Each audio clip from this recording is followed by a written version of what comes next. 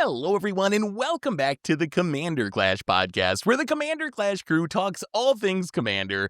And this week, we got a good one. We are talking about commanders that were mistakes, and honestly, we got a pretty long list of cards to get through today. But before we get to that, we got a crew to introduce. Let's kick things off with Brewer's Kitchen. Phil, how's it going today, Phil? Hey-o, a lot of very good cards on this list, but I have to admit some of them shouldn't have been printed. This is kind of so good they're bad part 2. Like, these are Yeah. such strong commanders that I kind of wish they didn't exist in some ways. But These commanders get you killed. so, They do, actually. so Krim today lost his electricity by surprise, so he couldn't be here. But thankfully, we got a fill-in Morgan. How's it going, Morgan? It's going pretty good. I have power, so that's always a good time when you have to worry about that hitting is our Commander main Clash and stuff. Qualification for podcast co-hosts is, do you have Yes. electricity? Yes or no? That's our first Yes. question. Yeah. Yeah, but excited to dunk on some OP commanders. And also electrified, we have Budget Commander Tomer. How's it going today? Looking nice and bright in there. Looks like the power's working. Oh yeah, I got a lot of lights on my face, and that's always a good time, I guess. Remember, there was one time for the viewers at home, I tried to do a podcast in a Starbucks because there was like a nationwide power outage. I'll tell you, it didn't work out very well. Yeah, I feel like that would be very hard. I could imagine like writing an article in a Starbucks, but doing a podcast in a Starbucks, that is, that's hard mode. Imagine if there's like 50 of them all standing outside too, because it's like all of Canada just lost power, basically. It's just all the podcasters in the country are at Starbucks Yeah. trying to do their podcast. Well, before we get to our broken mistake commanders, we got a couple of sponsors today. Our show is brought to you by Foil Armor. Do you have problems with your foils curling? Well, Foil Armor is the ultimate solution to flattening your foils. It's a two-way humidity pack that you simply put inside an airtight container with your cards, and Foil Armor will absorb and release moisture, making your cards completely flat. Put it back in your storage box to keep your cards flat forever. And head over to foilarmor.com and use the code MTGGoldfish to get 15% off. Our show is also brought to you by Card Conduit, the easiest way to sell your Magic cards. If you ever get tired of the hassles of buy listing, you can skip them with Card Conduit. You can use their curated service where you send in as many cards as you want with a buy list value of $1 or more and pay just a 5% service fee. And if you want to do a bit of work, you can use their sorted service where you list and sort your cards in advance and pay just a 2% fee. Either way, you're going to get a detailed report with the results in a fast payment once your order is processed. And you can even get another 10% off by heading over to cardconduit.com/MTGGoldfish. Card Conduit, it's the easiest way to sell your Magic cards. So thank you to Card Conduit for supporting the show. And now it's time for the comment of the week. So last week, we talked about the best Final Fantasy cards for Commander, and our top comment comes from, Kuru Wasanabe. Apologies if I butchered your name, which I'm sure I did. Says, I'm honestly kind of in awe that the ad read isn't pre-recorded, and Seth apparently reads him live every time. He manages to make them sound exactly the same every single time. It is true, not pre-recorded ad reads. So if you ever notice any mistakes or anything, that's why they're all done. They're all done live. It's the Anyway, mastery quit of talking to me doing as it well, that yeah. many times. Yeah, Do you practice think makes it's perfect. practice? It is. Well, I also notice behind the scenes is Seth is like kind of a beast in terms of content creation, where he's like, if he does like the previews or something, he'll be like, oh yeah, every once in a while, like in a 1 hour video, I'll make like a couple mistakes and then I'll just edit them out real fast and it's fine. When I do them, I make a mistake every other sentence. So it takes it's like a laborious process, but Seth is a machine. I think it's just a lot of practice. I've been doing it for so long that eventually practice makes perfect, as they say, or at least practice makes things easier. I don't want to say perfect, but anyway. Can't read let's Magic cards, but he can read the ad read. Yes, that is that is true. Sad but true. Anyway, speaking of mistakes, let's talk about some mistake commanders. And Phil, let's kick it off with you. What's a commander that you're pretty sure might be a mistake? Yeah, so this one came from a product that had multiple mistakes, so I could name both of them, but I think the more egregious one is Corvold, Fey Cursed King. The other one is Chudane. It was the original Brawl? Yeah, Yep. Brawl Brawl thing decks. where they thought, oh, standard commander, and now Brawl is something else, which is actually kind of cool. But they really made sure that the commanders were very playable in actual commander, and Corvold Fey Cursed King is like it's so brutal. It's 5 mana, 4/4 flying.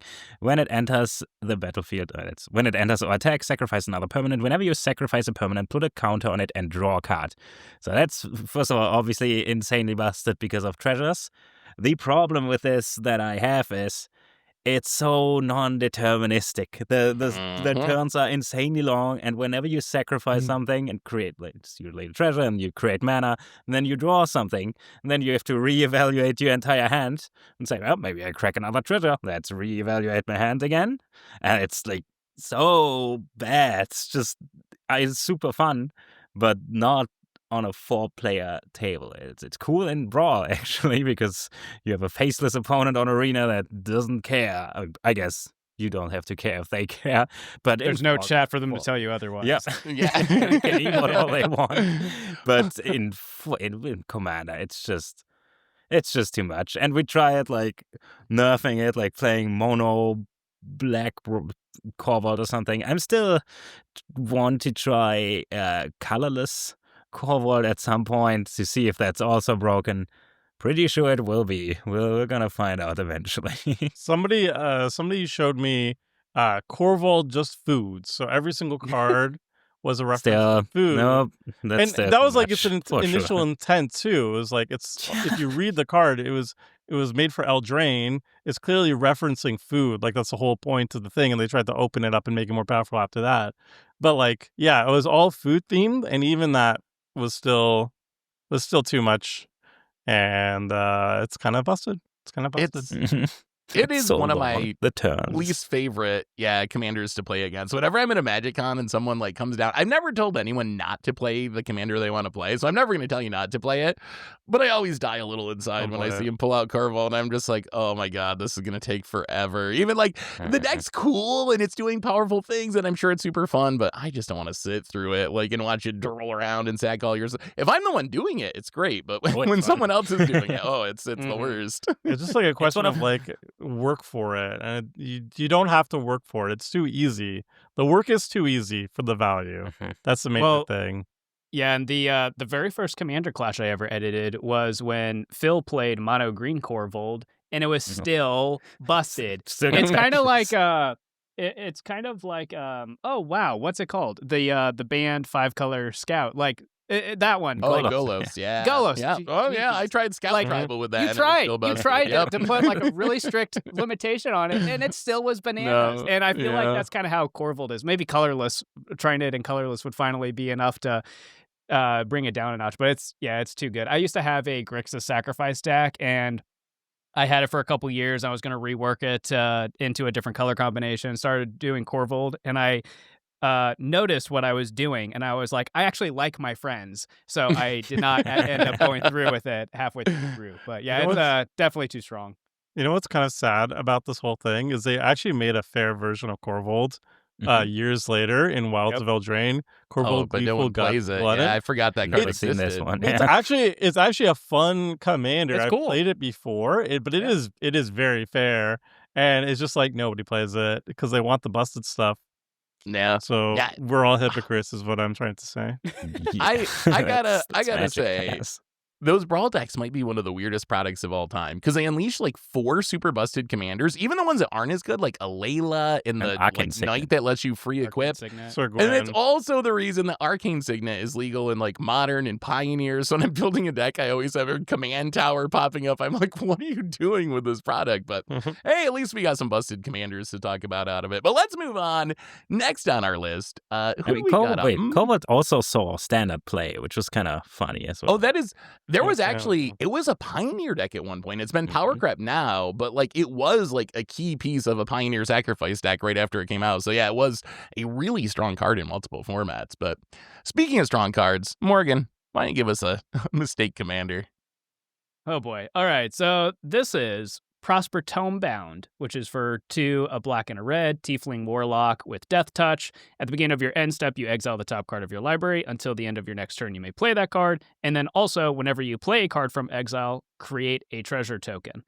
Now, they've done this quite a bit where they just have like a 3 or 4 mana commander that just gives you a little bit too much. I think it's okay if they give you a commander that gives you some card advantage. It's okay if they give you a commander that gives you some mana advantage. But the commanders that do both, oh my gosh, it's a little too much. And I think Prosper plays in a similar way as Corvold, where you have these very long indeterministic turns. I used to have a Prosper deck, took it apart for that reason. It's like, I think I can win, but we have to go through the motions because I'm not sure. And yeah, it's a bit much. I think Yeah. as a general philosophy, you should probably not print legends that give card advantage and mana advantage. Like, I think that's where you run into trouble a lot of times. That was the same issue with Golos, really, right? Which is banned in Commander now, is it generated card advantage, it was generating mana advantage. So I feel like that's just like a danger zone that it's probably best for Wizards to avoid in the future. Although I do like the Good and Prosper meme. That's probably my favorite part of Prosper, is just every spoiler season, anytime anything lets you exile something against it, you have 10 people that, oh, it's going to be Good and Prosper. Yeah. So overwhelmingly popular. I have a story on this one though, because Wizards of the Coast actually, like, senior designers at Wizards of the Coast actually acknowledged it was a design mistake, because Gavin and Melissa DeTora have like had a series where they looked over the previous commander precons back when they only had one commander set per year. Those were the days. But they would do a retrospective and talk about the design behind all of them and what they thought about it in the modern day being like 2019. And they talked about Kineos and Tyro being also like, it's mana advantage, card advantage. We don't like doing that usually on the same card. And I messaged Melissa being like, okay, based on that, what do you think of the new Prosper? And she said, based on my own rankings of things, my understanding of like commander design, I think also Prosper is a mistake. But I will say, like, in 2025, Prosper does feel very like almost cute, where like I usually see it, and yeah, it's such a busted commander, and yeah, it's doing mana advantage, card advantage thing, but like, I don't know, it just gets removed, and then the rest of the deck kind of just falls apart, and then it's recast, and it falls apart. Like, if you don't have any interaction in the game, it's going to be absurd. But if it gets killed, it's like actually okay. And I feel like in compared to like 2025 madness, it almost feels like tame by like current standards. Which I is mean, I wild guess to say. I guess But it it's gives true. you It the doesn't have an treasures to pay the ETB or commander anything. tax. That is But that is you have to also actually true. you actually have to cast Sure. from exile and Sure, stuff yeah. first. So if you Yeah. just kill it, like if you kill it Yeah. immediately, don't let them untap, then they're like, I'm in Rakdos, I'm not in green. What am I gonna do? Recast my commander for 6 mana? No, thank you. It's also hilarious they called out King and T for being a mistake commander, because I've actually always enjoyed playing against that card. Like, philosophically, yes, it's card advantage and mana advantage, but that one's so group huggy that I've never actually been like, oh my god, I can't believe someone's playing King and T. Like, I kind of like playing against that card, So actually. they talked about it afterwards. Like, Gavin kind of like had a discussion with her about it, and then later on the podcast, I should have mentioned that. Also, might paint them in a bad light. But Melissa also said like, yeah, actually, like looking back, it's kind of okay. But in generally, like she basically said Yeah. like, with things like amateur designers would do, like first easy mistakes to do is just like have the commander do the thing, like give mana advantage, do all the things, you know. Yeah. And that's like something they try to be mindful of back in like 2019. Yeah. I mean, if they just never printed commanders that did that, I would accept not getting King and T in its current form if it meant not Sure. getting the Prospers and so forth. So I think it's a good general design rule for sure. Well, let's keep moving on. Phil. Actually, no, just kidding. Tomer, it's your turn. What's a mistake commander? Here's a mistake commander I built, and it was the first deck I gifted Richard. It is Najila the Blade Blossom. Najila the Blade Blossom, it's a 3/2. It looks like a mono red card. It has a 2 and a red for its casting cost, but don't worry, it's actually 5 color due to its activated ability. It's a 3/2. Whenever a warrior attacks, you may have its controller make a 1/1 white warrior creature token that's tapped and attacking, and then it has an activated ability of Wooburg. Untap all attacking creatures, they gain trample, lifelink, and haste until end of turn. After this phase, there's an additional combat phase, activate only during combat. So Najila, even without its activated ability, it's a 5 color warrior commander. Its attack trigger is incredibly powerful. Even if you have no other warriors in the deck, you attack with Najila, you make a warrior token. The next time you're swinging with Najila and another warrior, so now you're making 2 warrior tokens. It snowballs super quickly, and then if you have other warriors on the battlefield. It's like game over for your opponents very, very quickly. And then its WUBRG ability, not only is it just really powerful to give you extra combats the fair way, but if you throw in like a Bear Umbra, if you throw in a way of like untapping all your lands, a Druid's Repository, whatever, you can easily take infinite combats with her ability. And it's just on a 3-mana creature. It's a 5-color commander that you can cast for just 1 red and 2 generic. It kind of shot. I feel like this type of commander shoots Wizards in the foot, because like, how will they ever make another warrior commander in the future that people will be excited about? Because they'll be like, oh, cool warrior commander. It's going to go great in my Najeela deck. And it's like, like, how do you top this? It's 5-color. It's absolutely busted. And it kind of like steals the glory from any future warrior commander ever printed. I feel like they just killed the design space over there. What do you guys think? I very much agree with that. I think that's one of the mistakes Wizards has made in the past, and I think maybe they're realizing and getting better at this, but printing the like best commander for a certain theme or for a certain tribe, especially when it's in all the colors, is a mistake that's really hard to get out of. Because like you said, how do you ever make a warrior commander that's more exciting or better than Najeela? And if you can do that, I don't even know if I want you to. Like, that's probably a bad thing if you print a better Najeela somehow. So yeah, I think that's a mistake from that perspective, because there's a lot of cool warriors in Magic. Zergos, and you have Lavisa Cold Eyes is an old school one. You have Ishin and Ryu. There's a lot of cool warriors, but no one plays them because everyone just plays Najeela. Plus, the card is just incredibly busted. It's so easy to go infinite with. Yeah, if there's one time an ability needs only once each turn, this one would have probably been it. Yes. It's so boring when they do it. It's like, yeah. Yeah, they've started doing that more often. I'm glad. And I know a lot of people are like, oh, why can you only do it once per turn? It's to prevent these kind of things This from one's happening. still Okay, cool like, when you do it once. It's good. good. It's still good. Yeah, we have other commanders on our list today that fall in the category of like, well, how do you top this? How do you play something other than this? And that's just unfortunate, because that means a lot of cool commanders are going to get overlooked. And I also just really, there are some exceptions, but in general, I don't like it when a commander has an activate ability that puts it into a different color identity. I think that's kind of cheap. It's cheaty. Design. It's cheaty. Yeah. It feels kind of cheaty, doesn't it? Yeah, it's just like, we'll stick some mana symbols on there. No, it's 5-color. Man, come on now, Wizards. Well, Yeah. So since we're talking about these best-in-class commanders, I guess I'll get my first pick out of the way, because a lot of the feelings about Najeela are the same feelings I have about literally one of the most popular commanders in the entire format. According to EDH Rec, number 3 commander overall, Edgar Markov. So Edgar Markov, you probably know this card. It's super popular. 6-mana Mardu 4/4. It has Eminence, which we'll get to in a minute, which says whenever you cast another vampire spell, if it's on the battlefield or in the command zone, you get a 1/1 black vampire warrior token. It is first strike and haste, and whenever it attacks, you'll put a +1/+1 counter on each vampire creature you control. So there are 2 reasons where Edgar Markov's on my list. The first one is exactly what Tomer was saying about Najeela. Except I think in some ways it's even worse, because vampires are a much more popular and iconic tribe than warriors in Magic. And Edgar Markov is just always the default. It's in all the vampire colors. It is incredibly powerful. Any new player that's like, I'm going to build a vampire deck, is just naturally going to funnel into Edgar Markov.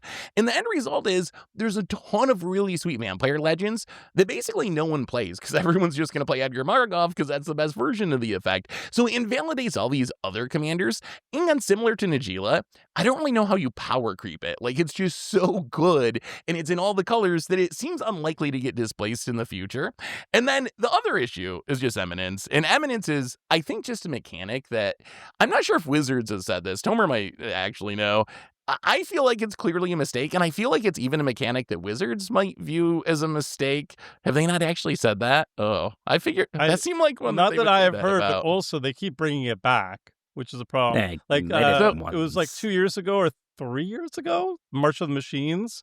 Sidar Jabari, what's the Oh, you're right. You're right. So we did get. Still like it. It's popular. That's the thing. So it's popular. It's like companion. So the problem with Eminence is I don't like that it is so commander specific. That always just rubs me the wrong way, where it's like only works in commander. But more importantly, just having an effect when you don't have to cast the card from the very beginning of the game is just kind of a broken ability. So I think Eminence, the game would be better if there were no Eminence cards. Commander would be better if there are no Eminence cards. So Edgar Markov's kind of a double whammy for me, where like it kind of ruins other vampire commanders and it has Eminence. But what do you guys think about Edgar Markov? It is very popular. Yeah, I feel Yeah. the same way. Same. Like it kind of incentivizes going wide with vampires, like so it does point you in a little bit of a direction with the Eminence ability. You know, if you can pump out more vampires, then you're going to get even more with the Eminence ability. So, you know, it's not like Strafon, I think, is the one that cares about like maybe playing some bigger, scarier vampires. Yeah. Or there's the Evelyn from Streets of New Capenna, which is my personal favorite vampire. If I ever built a vampire deck, that's the one I would do. But yeah, I mean, it's so much value for nothing. So I think Eminence is a mistake, even if Wizards won't say it. But yeah, it's too bad.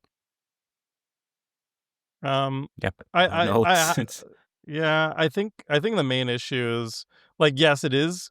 I don't like Eminence as well in as a design philosophy, because I feel like it kind of ruins the one easy way for playgroups to kind of balance each other out, and that's interacting with the problem. And if an Eminence ability, especially like if an Eminence ability is very, very powerful and there's no hoops you need to jump through, I feel like Sidar's a little bit more fair, because the loot ability, it's very powerful, but it requires it to be attacking, and it's not so game breaking. Versus something like this, where like vampires want to go wide, and this just gives you a free vampire for each like 1-drop, 2-drop, whatever drop vampire you do. So I find that that's a little bit annoying. It also kind of encourages you to deal with the problem by just increasing the amount of board wipes in your decks. And like Yeah. I am a big board wipe believer. I like running at least 4 board wipes in all of my decks. I'm usually going for 6 if I'm trying to deal with like more powerful decks. But like if everybody's running like 6 or so board wipes in every single deck, it could slog down the game. So I would much prefer, more commanders that can be interacted with spot removal, so that if there is a problem at the table that's too powerful, you can answer without dragging the game out too much. This takes it away, because I don't remember the last time people casted Edgar. Like you cast it like as a triviality at the end, Yeah. just to rub it in. You just have it just sticking around doing nothing. And then I just also don't like that, like he is basically just the vampire deck. Like, yes, there are Strafon, there is Evelyn, but that's like a minuscule amount of people who actually play it. Like I feel like Edgar would be totally fine if you took the exact same card and made a mono black, or even like black Maybe red, 2 even colors. Rakdos. Yeah. That would be pushing it, but like at least then you could be like having that conflict of like, do I want the strongest vampire commander, or do I want something that has access to more colors, but might be a little bit weaker? And then there's a little bit of a conflict on what you want to pick, and this just gets rid of the conflict, because it's like, It- oh, you get all the colors too. If you look on EDH Rec, there's more Edgar Markov decks than there are all the other Vampire Legends combined. And there's a lot of Vampire Legends out course. there, but yeah, it's more than It's too bad. 50% of the vampire meta. Yeah. All right, let's keep moving on. We're back around to the top of the order in Phil. Give us a mistake, Commander. Yeah, I just want to give a little honorable mention here, because there's not much to say about this other than that we didn't say about Edgar. Sith's Harvest Hand is kind of similar for enchantments. It's a 2-drop that whenever you cast an enchantment, you gain a life and draw a card. Way too good, by far the best enchantment commander in the best enchantment or enchantress colors. So yeah, there's multiple commanders that just X out the competition. Way more mistakey commander though, and I think everybody, and I think even the designers have acknowledged that this is a crazy mistake. Yuriko the Tiger's Shadow. Kind of boring, honestly, how much of a mistake this is, because it's literally just missing wording here. It's a 3-drop, nobody casts it for 3. That is a 1/3, nobody cares. Whenever a ninja you control deals combat damage to a player, reveal the top card of your library and put that card into your hand. Each opponent loses life equal to that card's mana value. And then the problem is Commander Ninjutsu, a thing that we have never read before and hopefully will never read again. For 2 mana, return an unblocked attacker you control to your hand. Put this card to the battlefield. from your hand or the command zone, and then there's missing text that is not on the card, you still have to pay the command tax. Why do you not have to pay the command tax for casting your commander? I don't get it. Everybody plays it for 2. Repeatedly, the deck is just unblockable 1-drops and insanely powerful spells, extra turn spells, drain out the opponent. Boring. Also, why no command text?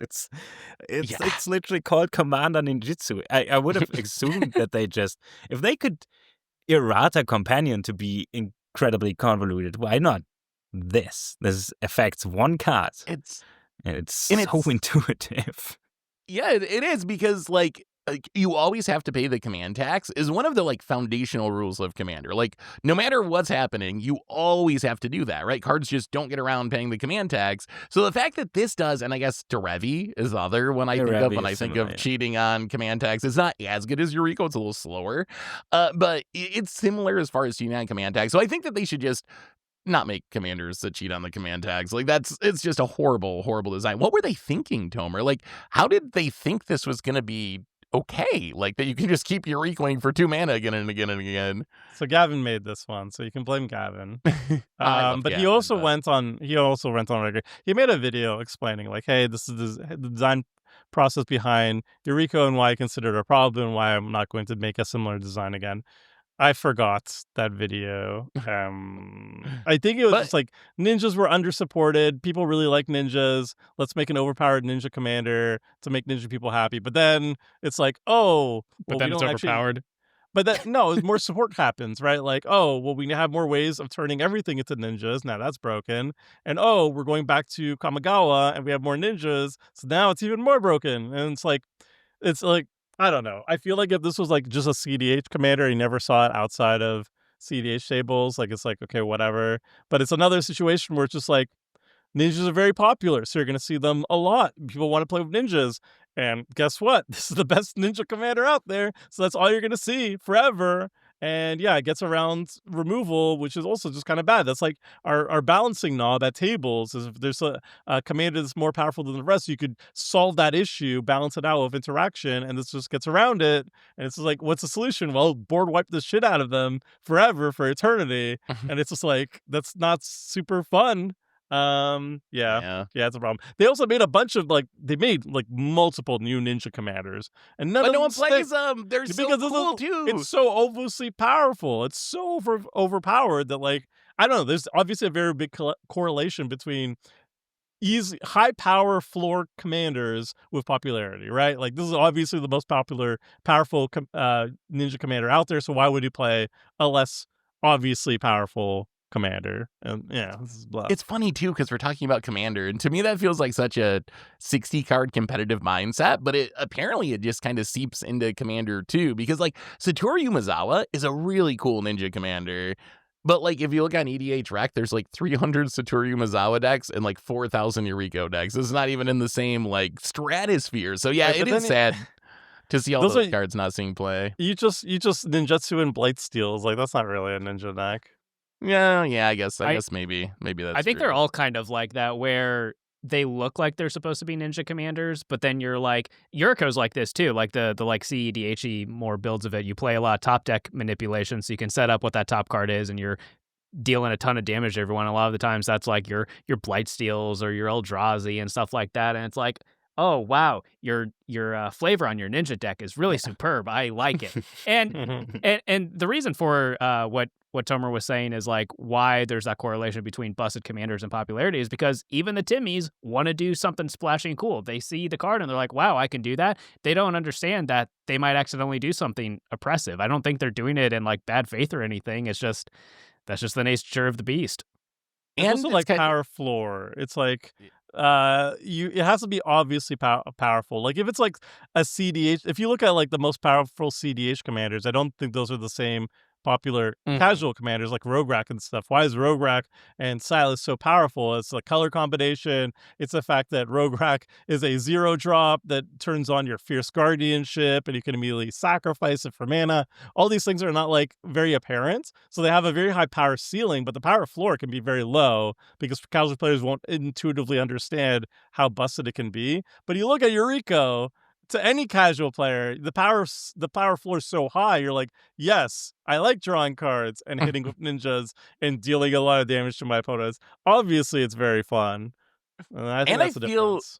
And I feel like there's an appeal of it covering up maybe like new player decks are not great. Like Mhm. Yuriko's so strong, you can probably play 30 lands and get away with it. No matter how much we Ah. make fun of Yeah. you for playing 30 lands. But like your commander's so good, it covers up Right. any flaws or mistakes or learning Sure. processes that's going on in the deck building process. So That's very true. yeah, no more Yurikos, please. Morgan, what's a mistake commander? Sure. So next up, I got Azlask, the Swelling Scourge. This is for 3 mana. It's an Eldrazi 2/2. Whenever it or another colorless creature you control dies, you get an experience counter. Mhm.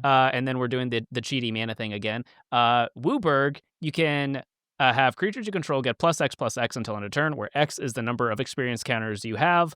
And then Scions and Spawns you control gain Indestructible and Annihilator 1 until end of turn. So I know what they were trying to do with this card, and I like the idea. You want to give your Eldrazi's a 5-color commander that's, more viable, more specifically for Eldrazi. And you specifically want to go with the token ones, the Spawns and the Scions. So I like what they're trying to do, but and experience counters. I think experience counters is like a underexplored idea in Commander. I like some of the other commanders that deal with experience counters. But really, in reality, what ends up happening here is we have another commander that's Wooburg that doesn't look like it's supposed to be Wooburg, and that kind of feels cheaty. And really, Annihilator is not cool, man. Like we talk about how there's no land destruction allowed in the lower brackets, and that's a lot of the time that's what Annihilator ends up being. Like, yeah, you might be going up against a token deck, and they have plenty of fodder for the Annihilation, but a lot of the times you're going to end up losing some lands, and that's brutal. We had that happen either last season or the season before on Clash, where I think Krim played this Yeah. to Seth, God, and yeah. Seth. Oh like, no, I lost played those as lands. yeah. No, Oh yeah, it was so Seth brutal. wanted to do He got the me with real Annihilator. Eldrazi, Yeah. but I Oh, yeah, also yeah. played Azlask at one point. But yeah, he got me good. I will agree. The extra hardcore. insult to injury is, correct me if I'm wrong, but I'm pretty sure this was the face commander of that precon. So you're encouraging the masses to do the annihilate so, them. Yeah. It was the Annihilate secondary them. one. Was it I the guess they're secondary? both Okay. face commanders. Okay, There's yeah. Ulalek, which was like, I'm the Okay. big Eldrazi, and this one was like, I'm the small Eldrazi. I actually agree a lot with Morgan because I like this card and I really like the idea of having a Eldrazi Spawn and Scion commander because that's something we never had before. So I really like the idea of it. I just hate Annihilator in Commander. I absolutely hate it. And also, So to add one more reason I think this card's a mistake, it was Modern Horizons. You didn't need to print Yeah. Commander cards WotC in Modern Horizons, but Yeah. that's neither here nor there. But modern players wouldn't buy precons. They're too expensive. Commander players will pay whatever. that is true. That's what they said. I would have. They Oh, I didn't didn't know say they actually the said commander that. No, they said modern, like the price point that we would have to sell the modern precons would Oh. be too high for our I- audience. Yeah, and then I the remember that. unspoken aftermath is like, but we could charge whatever the hell we want for commander products. Am I right, Too fellas? bad they're right. Yeah. I would They have are spent right. I would have spent like $100, maybe even $150 for a half decent modern Get a viable precon. modern So Yeah. you, You yeah, and I the would have done it. hundreds of other modern players. Yeah. But ouch. There's I gotta dozens of us, say- Tomer. I Dozens. know. I get the point of making like a Scion and Spawns commander. I just think it's a little boring that it's a small Eldrazi. I don't know. This card kind of rubbed me the wrong way. This since release, I wouldn't have counted it to the mistake commanders, but there's so much wrong with it. Like the 5-color thing. It's kind of weird, even though, yeah, you kind of don't have... Wait, you have, I guess, Morophon is an Eldrazi. But, I don't know, being small, it doesn't create science. If it would be like maybe Scions tap for double mana or something. So, something. Oh, that's more boring. Boo. Boo. Annihilator with your Oh, Have it's to like draw a just card or make a cramped. mana, yeah. What a Simic player. Ugh. Wasn't that the main complaint that people had with like Oath of the Gatewatch and that set was like, wait, why are these Eldrazi not the biggest, scariest beasts you've ever seen? Why are they like dinky and on curve and stuff? I definitely went through that Limited. experience with I Oath of the agree, Gatewatch, and it was just like, because in Rise of Eldrazi, all the Eldrazi were these huge, epic creatures, and then they had all these like 1-drops and 2-drops. I don't know what is even going on with Eldrazi these days, but yeah, Azlas kind of feels like that too. I think this is. I'll go to bat for Azlas. Eldrazi spawns and Eldrazi Scions have been since the very introduction. They've always had them for like limited reasons, right? Like you make scions, you make spawns, you sacrifice them to make mana, and then you put out your big ones. That's always been the case, and it's cool that they have a little bit of support for the little guys. Annihilator is a feels bad. I can agree, but you know what? My hot take is that casual players should be annihilated more often. It's probably good for the good. It's the good. It would give them some character, give them a little bit of backbone. Throw some dirt on it. It Yeah. builds, taking they're too Merkle hit soft. builds It's like- character. They've already categorized interaction as crimes, little crimes, and it's just like, come on, man! Everybody, just get us some MLD, get Wastelanded once or twice in Legacy. Snowflake Stop being a casuals. baby. Yeah, It is. seriously. It is funny how different the perspective is if you're used to playing against those effects when you're not used to playing against those effects. But yeah, that's a good point. Tomer, back to you. What do we got for a mistake? I'm skipping over my favorite. So we'll go to the next one. I wanted to talk about Simic players and why they're not all right. And there's two things I really don't like as a game design philosophy, and that's rewarding you for taking game actions your deck needed to be doing anyway. And I'm talking about you Simic lane decks. The top most popular one is AC Tyrant of Gyre Strait. 6-mana Simic, 5/5 Serpent. You may play an additional lane on each of your turns. And Lanefall, whenever a lane you control enters, you draw a card. Or you may draw a card. Even better if you don't want to get decked out or something. So the thing I don't like about this is that every single deck wants to be lane ramping. This is not a special thing that this commander is rewarding for you. This is rewarding you for your deck just doing that bare bones that literally every single deck needs you to be doing. It's a requirement to cast your rampant growths and stuff so you can cast your haymakers to win over in a game of multiplayer where you have 3 other opponents. You need to get your mana advantage up, you need to get your card advantage up, and you need to get haymakers that can defeat 3 opponents. And this is just like, hey, all this lane ramp that you're doing anyway? Well, what if you just were drowning in cards for free? Just for free. And I hate it. I just think that's the absolute worst thing in the game. It just takes away all the variance. Like that's a drawback. If you ramp too much, you might run out of gas. And this is just like, no, just keep ramping. You'll get infinite gas. Keep going. It's fine, whatever. And then you just win with whatever the heck you want afterwards. And so that is the worst. I don't care about other lanes matter commanders if they reward you in other ways. But the fact that it's just like, oh, you just do your thing and you get to draw cards. It's the next best thing in Magic. The 2 best things are just woven together. I have deep-seated hatred for this design philosophy. And it's another mana advantage, card advantage commander too, right? You get extra land drop, so it's mana advantage. You get to draw a bunch of cards as you play the land, so it's card advantage. But yeah, I also hate it. It's too easy. Like what it asks of you is to do literally nothing but play all the best Simic cards in the format, and your reward is getting an epic amount of card advantage. Ugh. Yeah, it's kind of boring that also IEC goes in Tatiova and Tatiova goes in IEC, and whichever one you have as your commander almost doesn't matter. And that is really boring. And the only other thing I would add, because I agreed with everything that you said, is that who the hell was the IEC Secret Lair for? The one where it looks like old, like senior school pictures. Like, who was that for? It's so What? ugly. It's so Wait. ugly. What? Have you seen this? Oh my It's god! so Oh. bad. I saw Who? this. Kind of need The this one. pre-con? It's so It's ugly. Well, a kid in I a remember it was like costume, a it was like a $20 AC, $20 pre-con. Is a pre-con ugly?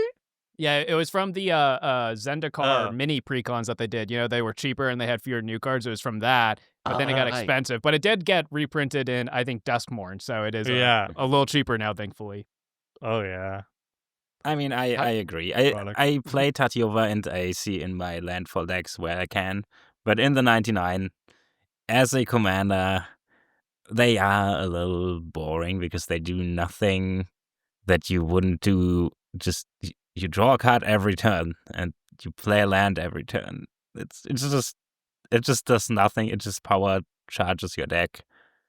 I agree. I do play them, but Yeah. just in the 99. They're very popular. I think they're fine in the. I think they're fine in the 99 personally. Like if you actually have to draw one of them and keep it on the battlefield and you can't just recast it, then I think it's fine. But as a commander, I do not like.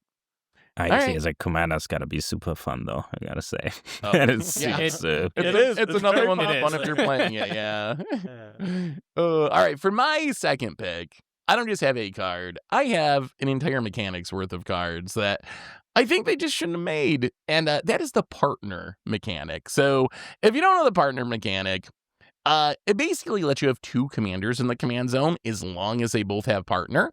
And you might think, well, okay, that's kind of cool, right? I get two commanders instead of one. And I should say, I'm talking explicitly and only about just the generic partner mechanic that lets you partner with anything. There's some cards that are partner with another specific card. Those have been fine. Like, I like those actually. And I think if all the partners were that way, the partner mechanic would also be fine. But the big issue with the partner mechanic, and this is especially a problem, I think, in CDH, the most powerful games, is it makes it really easy to cheat on colors. If you look at like the top tier of the most powerful CDH meta, it's a whole bunch of partners typically, because you get to play stuff like Thrasios and Tymna, and they're just like generic card advantage engines that let you be 4 colors in your deck. Same with Karum and Tymna is another really popular color pair. It's just like, I get to play all the good stuff in 4 colors, and I just get these 2 generically good commanders. One of the most fun parts about Commander is building decks that synergize around your commander, right? Like you have this card that's leading your deck, and you get to build around it. I feel like a lot of the partners, especially the best ones, are just so generic and don't really push you in any direction that they just lead to these good stuff decks where partner lets you cheat on colors. I will say, I think if all the partners were monocolored, maybe it would be okay. Like, I think there probably is a way that you could design partners and it would be fine. But the way they did design them with a bunch of 2-color cards to let you build 4-color decks and just mission match, I think it ended up being a pretty big negative for Commander. Although not as bad in casual, just because I feel like people don't play them as much in casual as they do in competitive Commander. But I'm curious what you guys think about partners. Do you view it as a mistake? Yeah. Yes. They are just we never see them on Clash because they have almost no character. Sorry Yeah. to everybody who plays some clever or creative partner deck, but there's a reason they pretty much only show up in CDH because I guess there's not a lot of 4-color commanders, so if you really but even then, That's where they come Just- from, right? Is they were like a backup commander options in the 4-color precons. I think that's where they came from. oh Yeah, yes, I they're think that's boring. correct. Oh, it's I'm like very lukewarm on them, honestly. Like I actually, ya? I've warmed up to them a little bit. I think they were still design mistakes, and I don't like that they were 2 colors. But like, yeah, I think they can be kind of interesting. Like if you look at some of them, I think Rogue being a 0 drop, having keywords but not having any power is kind of cute. I really like seeing like Rogue and Arden, for example, being equipment commanders. That's fun. We've there's seen also- Richard do that on Clash in the past. Yeah. And there's like a bunch that are also kind of like on the weaker end that are also kind of interesting. Like there's Ikra Shidiki, which is like all about like high toughness mattering, and the Sidar, which kind of gives like your low power stuff evasion. There's like a bunch that I think are just kind of fine, but I don't know. I don't know. I think I'm okay with them now, but obviously the most powerful ones are just kind of obnoxious. Like every single time I see like, oh, I'm a Tymna X deck, and it's like, ugh, Timna's already Yeah. too strong. Not too strong as like a solo commander. It's a strong solo commander, and then it just also has another one coming with it. It's like, ugh. So I yeah. feel like they've done a good job fixing partners though. With like backgrounds were really Whoa. cool, and I like backgrounds a lot. Partner with, I really like. Those have been super cool. So I feel like this is at least a mistake that Wizards has mostly fixed. So I don't think we're going to see busted 2-color partners again in the future. Hopefully. Well, final round. Phil, give us your last pick for a mistake commander. Okay, so this one, I think everybody who played against this agrees, and this is not okay. It's Lightpaws Emperor's Voice. It's a 2-drop that whenever you enchant it with an aura, you get to tutor your library for an aura with like the same mana cost or less, and put it on there, and it's just tutors from the command zone are already kind of breaking the spirit of the game, but this is so trivially easy, and it always does the same thing. And it's a 2-drop, so it starts on turn 3, and it's so boring. I'm sorry if you play mono white auras. Actually, no. Everybody who played against this knows it's just not okay. And it's just, how is that fun? Like, it's 100 card singleton, and this is just every aura is exactly the aura I need. Actually, it is so boring. I don't know. This one offends me the most personally from this list. It is, Ooh. ugh. I Why is agree it with the same mana cost? Not why does the 1-drop 1-drop? That's the worst one.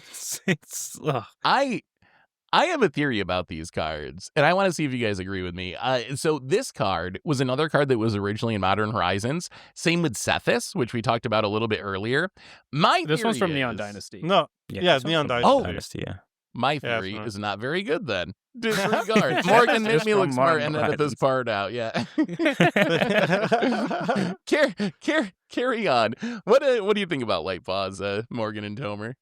I think I this hate is it. the worst of. I agree with Phil. This is most egregious because it's the most recent out of all the ones we talked about. Well, as I said, more Yeah. recent, but this one is like, I don't know, like you're building for a 99 card singleton format, and you just throw in a commander that's hyper push, and then just gets around the whole singleton aspect of the format. Like, what's going on? What happened?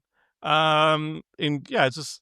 I think my own I don't know anything about the design behind it. WotC probably has somewhere the design background behind this particular card somewhere out there. I feel like this is probably during the time where like people were complaining about white being underpowered, so then like they The were timing like, lines up. this will show him. We'll make the most overpowered mono white card or commander you've ever seen. And then so it comes out and it's like, ugh. At least, though, they also fixed this, too. They made an updated fair version of Lightpaws called Pearl Ear Imperial Advisor, which actually came out of Modern Horizons 3, one of the most fair cards to come out of Modern Horizons 3. It's lifelink enchantment spells. You have affinity for auras, and then whenever you cast an aura spell that targets a modified permanent you control, you draw a card. So if it already has an aura on it and you target with another aura, you get to draw cards, and it makes your auras cheaper. And Good it in has Lightpaws. lifelink. Yeah, but like this is a card that like if you are trying to play Lightpaws casually, not CDH, not high powered, and like you have this deck and it's just too powerful for your play group, and you're like, I can never play Lightpaws again, I guess. No, just literally just take Lightpaws and swap it out for Pearl Ear, and you can literally just play the deck as is, and it'll actually be fair. It's fine. Yeah, It'll still be incredibly powerful, but it's fair. Yeah, I have had both a Lightpaws deck and a Pearl Ear deck in my playgroup, and the difference is astounding. Pearl Ear is still a perfectly good commander that you're like, oh, we got to worry about that, but it is nowhere near the same thing as Lightpaws. Lightpaws is a deck that a friend of mine built on a budget. Like it was like a $60 deck or something, and it was still bananas. It's still one of the strongest decks in our playgroup, and it's boring because you always usually are going to find the same auras over and over again, and then it eats into a lot of the time in the game because it's shuffling over and over and over again, lots of time tutoring.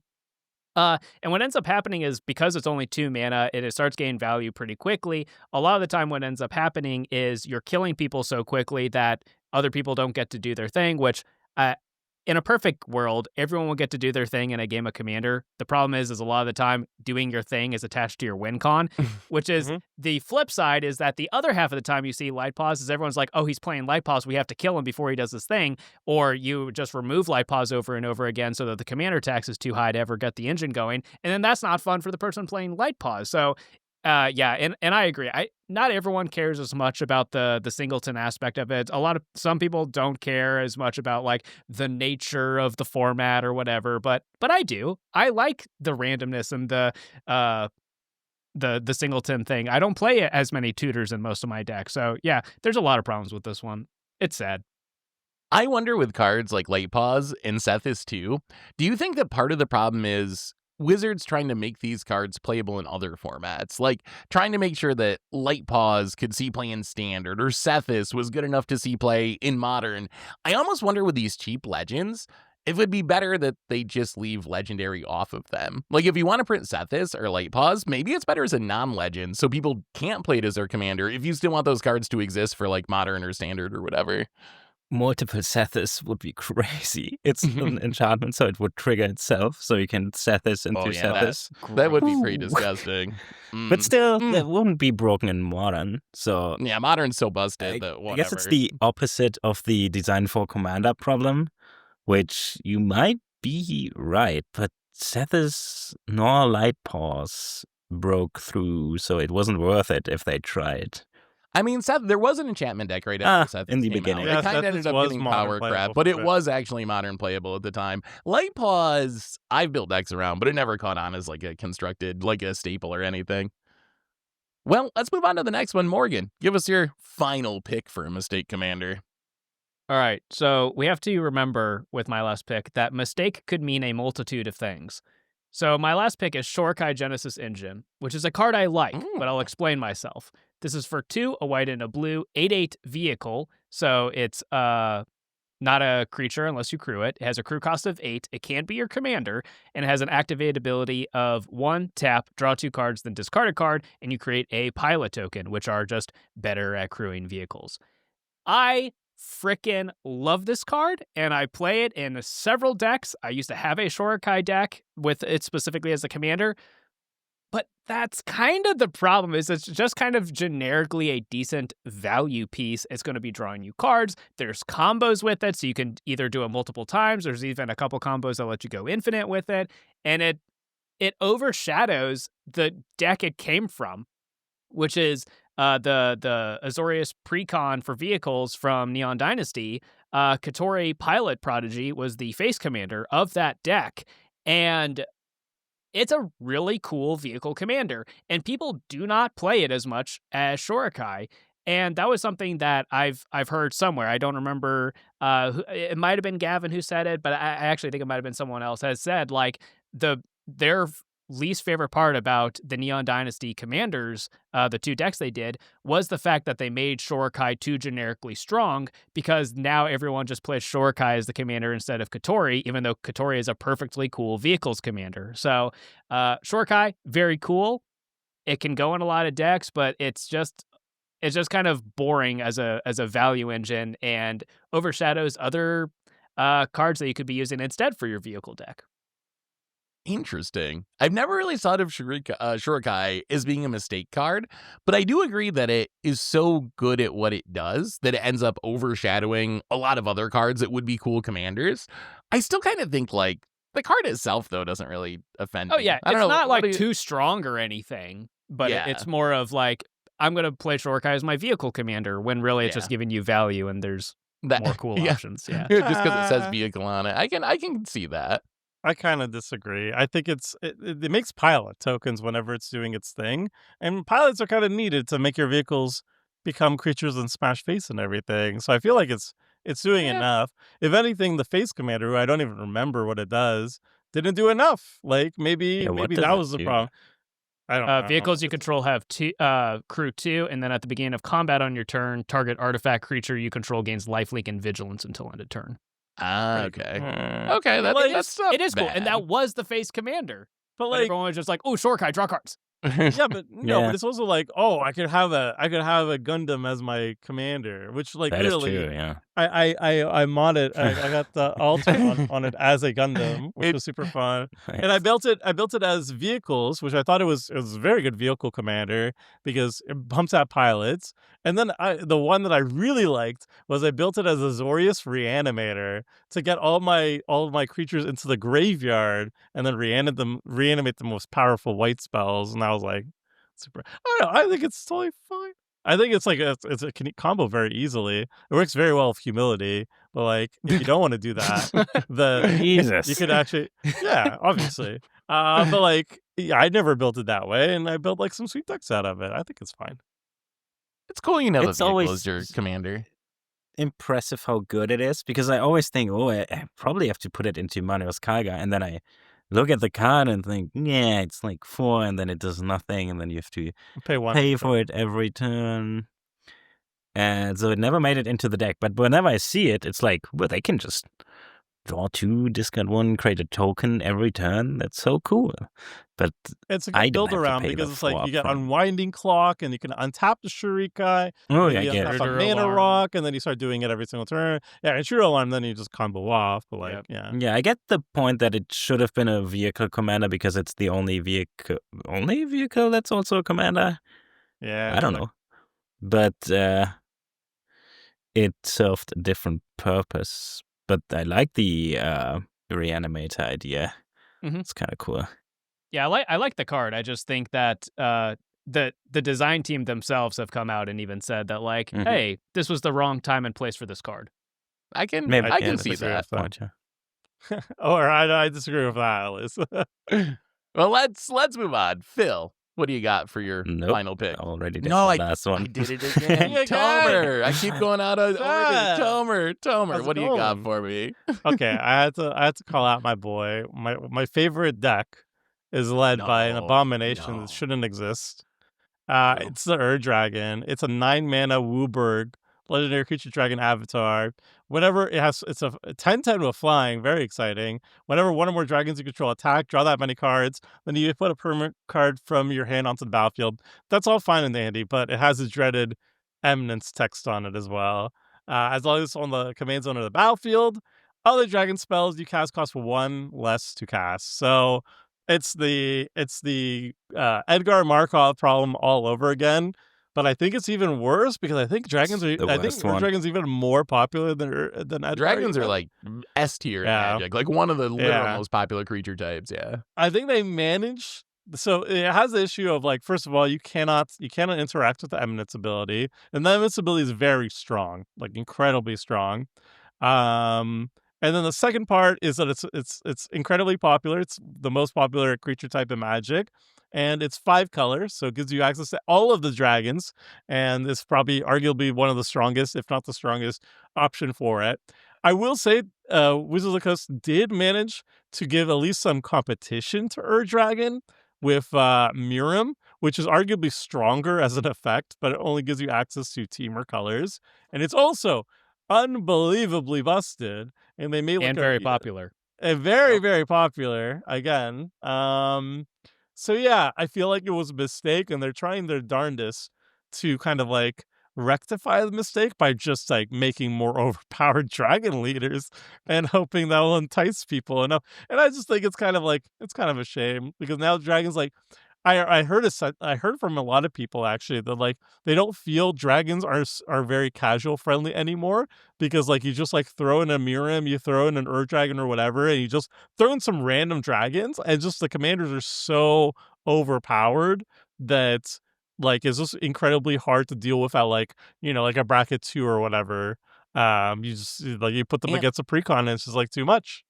And it's so tough because dragons are such a popular casual Yeah. creature type. So it's like something people want to be doing in their casual games. They want to be playing the cool dragons, but then the most popular dragon commanders are so overpowered they end up ruining those games to some extent. So I definitely agree with that. I mean, it's got Eminence on it. So that for me is enough in and of itself to think of the card as a mistake. But yeah, the power level is also a bit much. Yeah, I gotta say, we talked about Eminence before. The problem with Eminence is it kind of puts your deck in a vacuum above all other decks, because even if nobody played anything, you got an advantage before doing anything. And I don't know, think of any card, make it one cheaper, and it's usually busted. And this is just an emblem that does this. This one is the craziest one that got through design. I don't know how they thought. We make every card bust, like every card that costs one less, that it immediately makes it playable, if not busted.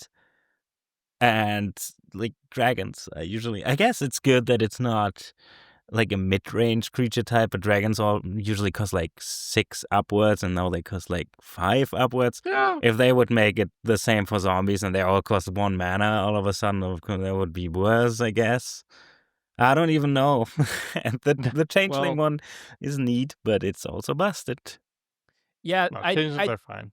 I think there has to Mhm, be I a don't know. most popular dragon commander, though, because dragons are so popular, and if you get to play 5 color, you can play all your favorite dragons. So Dragon being the second most popular commander of all time isn't like the most surprising thing in the world. Like, even take No. Eminence away, like if there was just like a 5-color dragon commander that like lets you Tiamat. play your favorite dragons, wouldn't you do it? Well, Tiamat's really good, but Tiamat also has like combo lines and stuff with it, so then it can kind of get samesies in the ways that you have like light Yeah, paws. true, yeah. Scion of the Dragon, I think, unfortunately, is very similar. Like Scion of the Dragon, I think is a little bit more built around, but it's really cool. But then you're still tutoring. It's more deck specific. You can't just play all your favorite dragons. You probably want to find more specific ones. So Dragon, I think, is maybe the least offensive of the cards we talked about, but I just still hate Eminence. Like, couldn't this just be like a smaller creature that costs less, and it said your dragons cost less,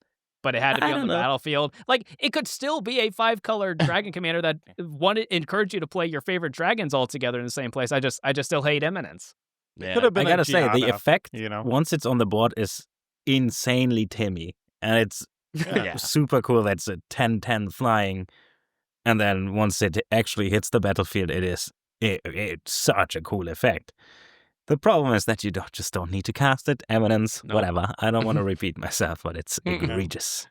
Like, I think it's well and good that dragons should be popular. They obviously should be 5-color commanders for dragons, because then you can play all your thing. I think that's the whole reason why it exists. I just think that if you have the more access to colors you have in Commander, I feel the weaker your commander should be to compensate, because access to colors is in itself power, and it's so like a commander specific thing, because in any format, like a common knowledge for all of Magic's history up until like the last, I guess, like 10 years or so, was more colors means it's more difficult to actually cast the spells, and therefore more colors means more powerful effect. But I think it's like the opposite in Commander, where like if you have access to more colors of Magic, your deck is already more powerful, and like the land base doesn't really matter as much as like a 1v1 format where like you're dying to mono red aggro in like 4 turns and stuff. So it's like it should be the opposite. Like my 5-color dragon commander should be weaker than a 3-color dragon commander option, and your dragon's kind of like, lol, no, you don't even need to cast me, lol. And it's I think that's actually a good point, though. Like, if the effect on the Dragon was on a mono red card or a 2-color card, it'd probably be fine. And then if you took some like underpowered monocolor dragon commander and made that the 5-color commander, it would probably be better for the format overall, right? I feel like it would be. that's my thesis. Yeah, I have a video coming out on it, but it was on my computer that explorted, so I have to salvage that. Also, Yeah, the Uno reverse Look, video I know your pain. All right. Let's go on. Last pick, and I'm gonna change it up a little bit. This card, I think, is a mistake, but for a very different reason. I don't think it's necessarily overpowered, but I think it's a mistake because of how the games play out with this card. And kind of there's a couple of cards here, and I'm sure there's some other similar cards, but the card I'm thinking of is Feather the Redeemed. So Feather, it's a 3-mana, 3/4 flying angel. And it says when you cast an instant or sorcery spell that targets a creature you control, exile that card instead of putting it into the graveyard. If you do, return it to your hand at the beginning of the next end step. The other commander I was thinking of here is Orfar the Allform, which is a 3-mana, 3/3 changeling. When you cast an instant or sorcery spell that targets one or more permanents you control, you create a token that's a copy of those permanents. So these are commanders that I feel like they're pretty popular, and they're like kind of unique, which is the part of these commanders I like. But every time I have seen these commanders in an actual game, they're kill on sight commanders where if you let them stick on the battlefield, the person with the feather or the Ovar is going to protect it and cast their spells, and that's going to end up winning them the game. So you have to try to immediately kill these guards. And if you're playing the feather deck, you're going to be defending the feather. And the game's end in one of two ways. Either the feather player, they just get their commander killed 2 or 3 or 4 times and they can't recast it. And because their commander is so narrow and specific, the rest of their deck kind of sucks and they have a miserable time. So you either take them out of the game and just keep them from playing their commander, or they manage to protect their feather, and then the rest of the table is miserable as they're trying to like fight through this almost impossible to break through loop of protection spells that keep bouncing back to your hand, and it's a miserable experience for the rest of the table. So I feel like feather is a mistake. Not because it's too powerful, but just because it leads to unfun games of Commander. I feel like every time someone plays Feather, I feel like it's going to be unenjoyable for someone, either the person playing Feather or the rest of the table. But what do you guys think? Is Feather actually a mistake because of how the games play out?